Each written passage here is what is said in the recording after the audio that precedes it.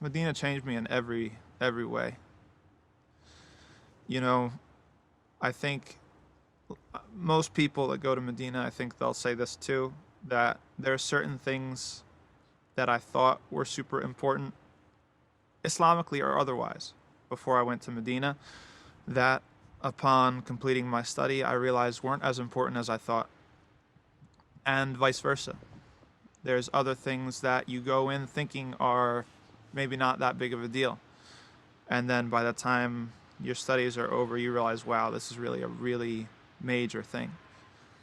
I think for me personally, the biggest thing that I took away was what level of diversity is acceptable within Islam.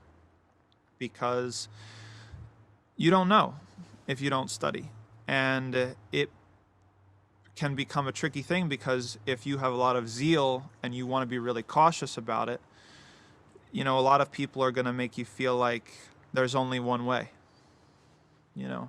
And a lot of times there's more than just one way. We're talking about fiqh. We're not necessarily talking about theology. But then the opposite's true too. There's some people that they just want to make it seem like everything's acceptable, that there are no boundaries. And that's not true either. That, we could say that Islam is some sort of like circle. There's borders. There have to be borders. If you want to make Islam distinct from something else, then there has to be borders of what are we going to say is this thing called Islam and what's not, what's out of bounds.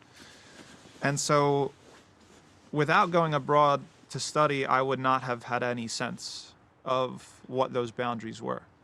And from my orientation before I went to study, I would have definitely thought that those bounds were much more limited and smaller than what I came to find out was true.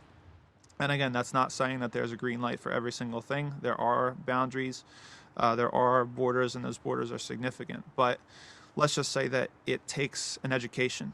It takes an education to start to get a sense of where those boundaries are.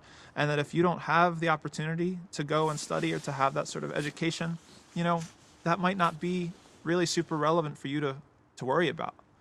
You should just focus on being that basic Muslim and be the guy that goes to the Masjid or the girl that wears hijab and does the best that they can and is nice to their neighbors and is good to the other Muslims and is feeding people and taking care of people. And you let people who study worry about those things. It's not necessarily your issue. So, I could talk all day about what, the changes that were made in me, but I think that's one of the biggest things.